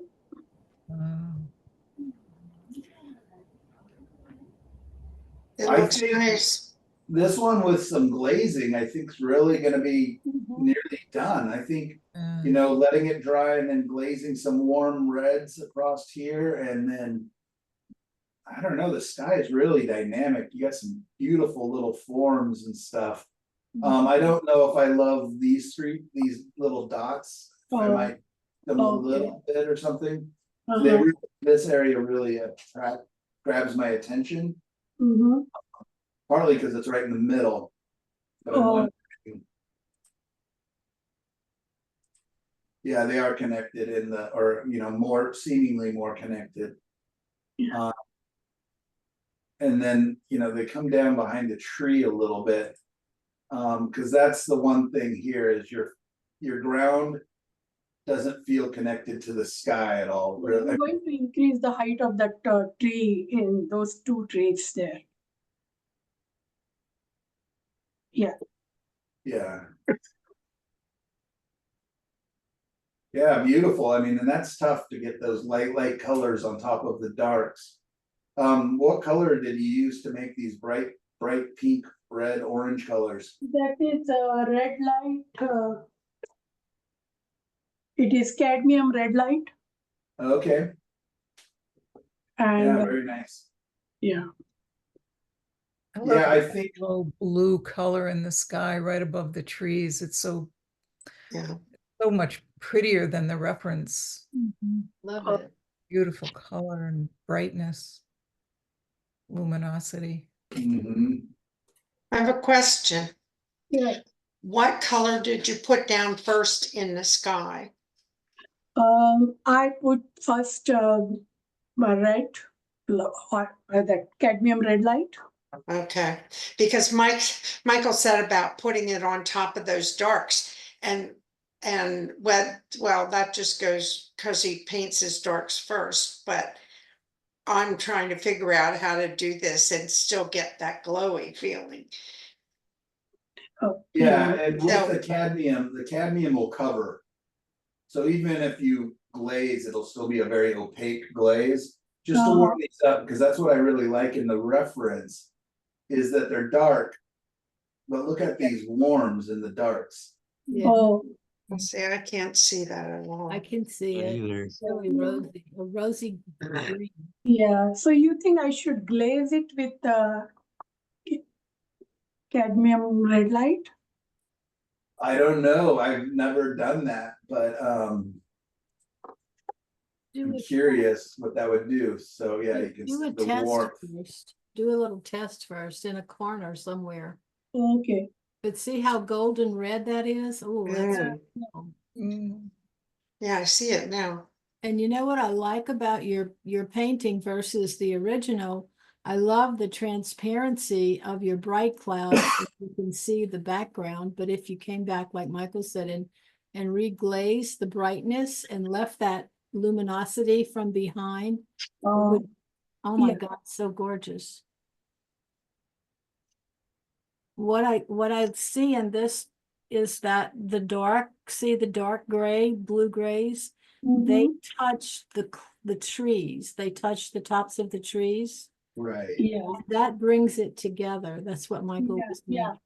Yeah, I had to. It is not finished. I tried to do yesterday, but it was still very wet. I couldn't do it. Yeah. Yeah, and then there are a little bit of, they're not, you know, nearly as vibrant as this, but there are a little bit of light, you know, or warmer clouds behind. And that way you don't have just a steady line of So mine is not, the colors are not that vibrant, right? not quite yet, but yeah. Can you hear me? I'm saying I would almost glaze into them one more time. Can you hear me? Am I unmuted? Now we can hear you, Gail. I can hear you. I was just gonna suggest that she try mixing Indian yellow with quinacridone red. See how Okay. close you can come to a cad red, Uh-huh. And because then it'll those be are both transparent. they're both transparent. You can glaze. Oh, okay. And I think another thing I've used, I recently had a painting I glazed over with Shiva orange because the whites were way too cool Oh, in areas, and that worked well. I think that's a semi-opaque, nice color. okay. It did a good job, and it was transparent. It didn't. Yeah, It just. and Rembrandt has a transparent warm red as well. Yeah. Okay. Yeah. I'll actually be using that today because I lost the cap. Beautiful. Yeah, the only thing that bothers me is that it feels like a bottom painting and a top painting. I mean, this color is so great, but I want them to kind of connect, whether it's taking the trees up, whether that's bringing a couple of, not this warm, but maybe like this warm, in some areas, just so you don't have this clean break. Okay. Yeah. It's good. Nicely done. Thank you. And Sandy, this is from last week. Okay. Great work, everybody. You guys inspire me. I'm really just the amount of work you're doing and the different challenges you guys are each taking on, and that we're all learning from both our successes and our less than successes. Anyways, I thank you for doing that and sharing that, and yeah, it's fantastic. So let's go ahead and take a 10-minute break, and then let's come back and play on the easel. How's that? Sounds good to me. All right, so I'll see you at 11:30. So a little bit longer of a break so I can finish setting up.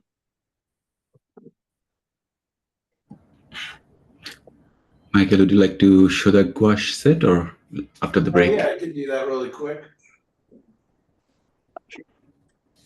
My camera's there. Let me go grab it in the other room real fast. Nice.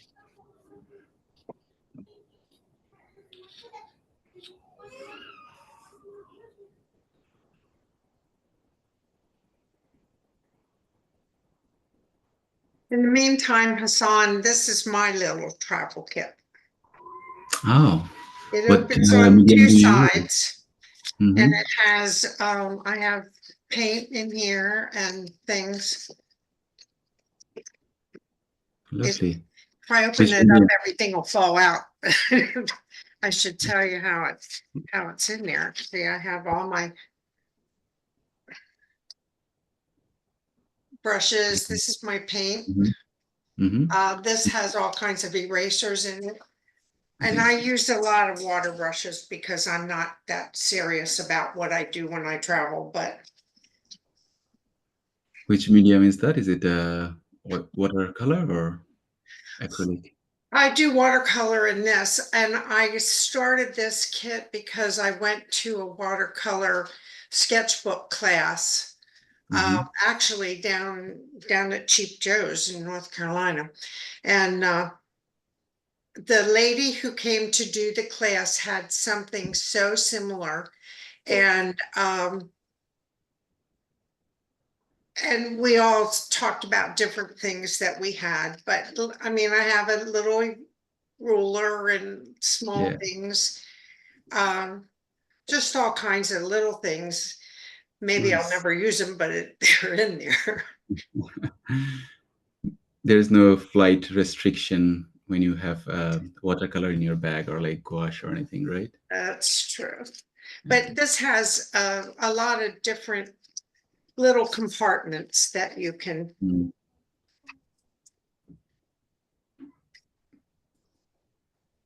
then the other side. Anyway, it's light and it's small and it fits places, and it's not bad at all. So cool. Is that your gouache set, Michael? Yeah, so here's like the two different books that I bought. These are new ones. I haven't even painted into them yet. But this one's great, little hardbound book, and it's just a little tiny watercolor. But the pages are fairly smooth, and I like just I like the landscape format. And a lot of times, what I'll do is just take some blue tape and even tape off an area. Kind of like this. So here's like the beginning of a little painting. And then you end up with these beautiful little lines. Wow. It's fantastic. Are those gouache? Michael. Yeah, so feel these that are all paper. gouache.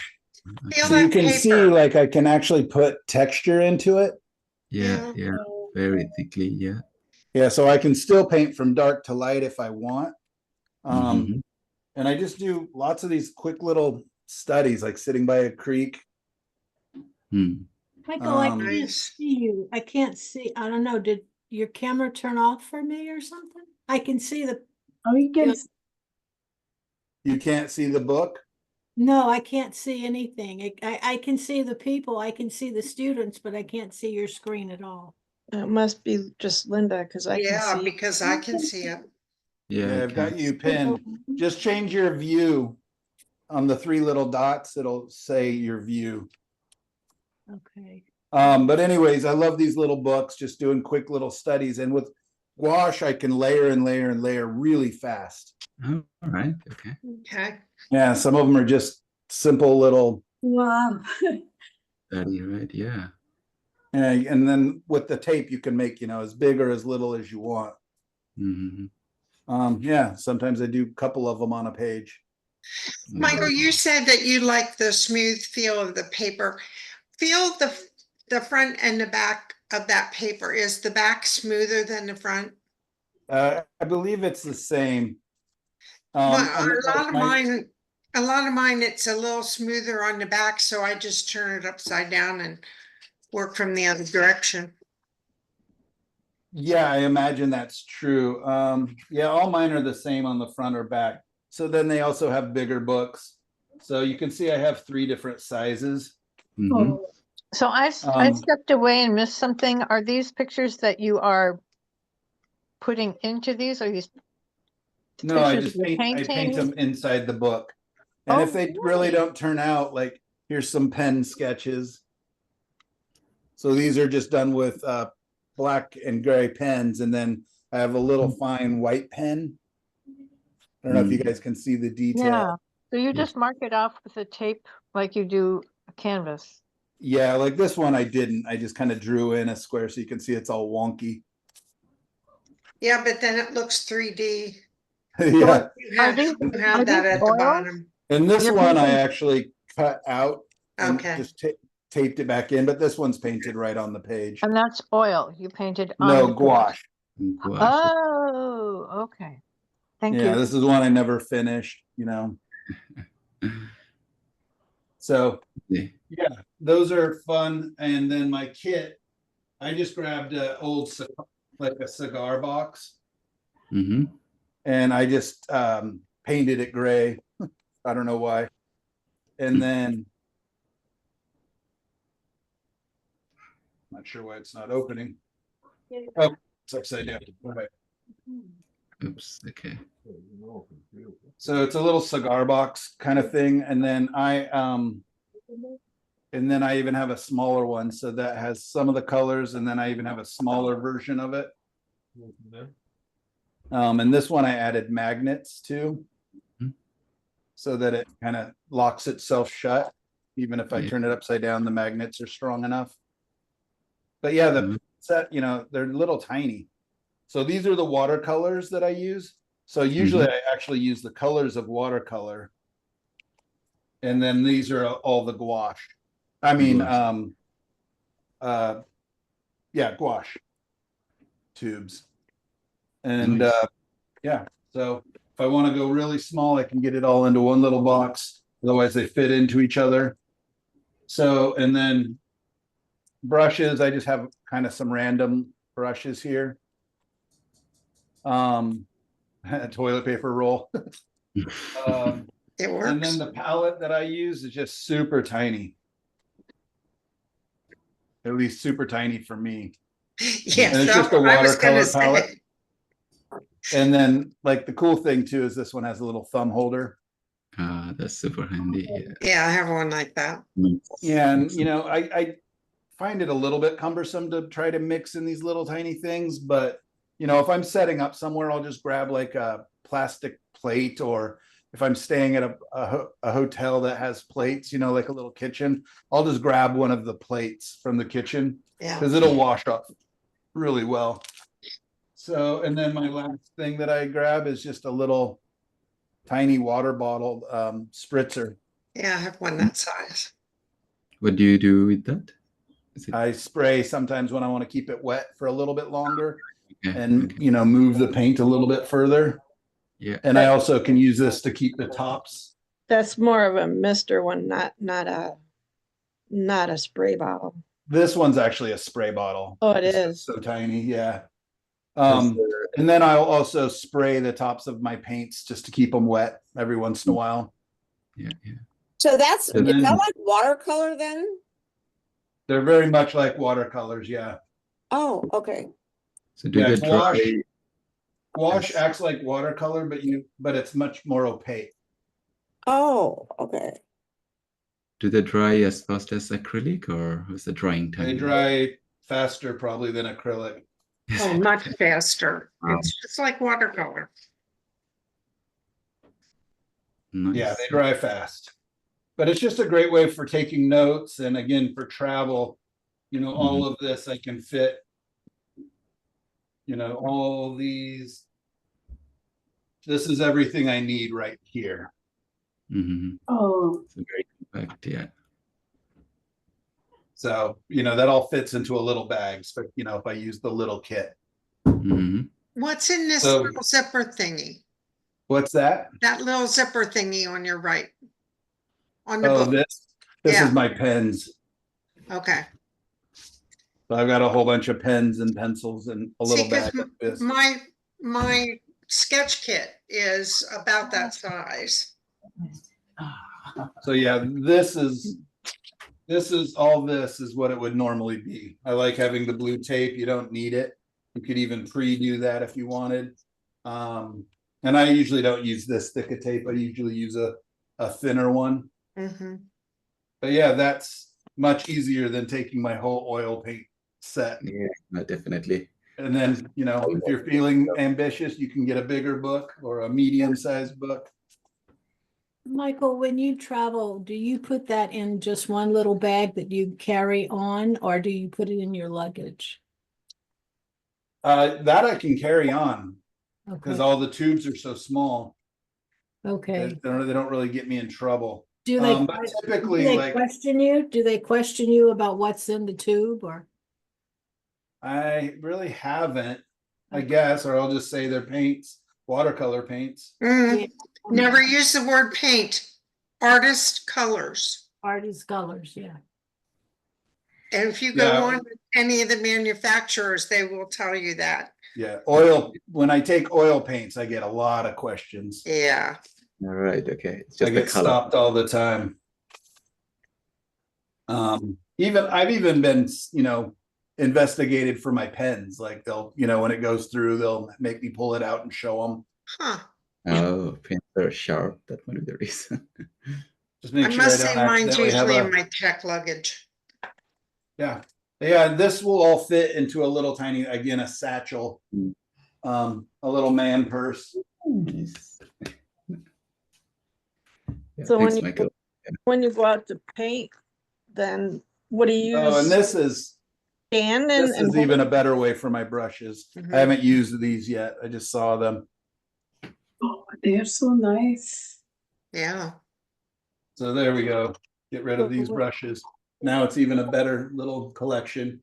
And if I don't have my pens, or I could have a much smaller pen collection, that's all I need. And what's really nice about it, Hassan, is like I can pull these out at a restaurant. You know, I can just put them on the table while I'm waiting for food, or like how I started doing this is because I took my oils traveling around the world, and my daughter took her paints, and we ended up sending hers home, and she ended up just using something like this. And then every time we were at a coffee shop or anywhere else, she would pull it out. And I never did because, you know, my setup was so huge. So she filled up sketchbook after sketchbook. I think she filled up 9 sketchbooks on our trip. Wow. And so I really realized, oh, that's much more useful than taking my huge set. And with your gouache or your watercolor, you could put that in a good palette, smaller palette case. Yeah, because you can just use it from there. Yeah, because you can keep reactivating them. Yeah, because that's what mine is, but I don't do the kind of things you do, but I just keep them in there. I have a half pan of a lot of stuff. All right, well, I was going to demo on here, but I'm not going to. I'm just gonna go to the wipeaways. But what I'm going to do, and it's still wet, is I'm gonna scumble in blue grays into here, adding fog and things, and taking, so the warmth is gonna be kind of wrapping around these, kind of a soft, foggy, there's not gonna be any darks in this. It's all gonna be very subtle. So that's what I was going to demo, but unfortunately it's still too wet. So let's just get to the wipe away. I'm going to go let Cooper out. I'll be back in a minute. All right. Well, I still need to take a little break.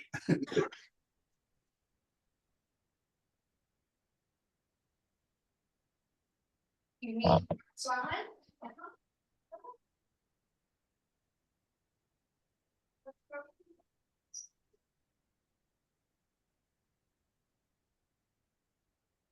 Look at that white trying to get away on that palette. It's scooting, isn't it? It's rolling downhill. Got you.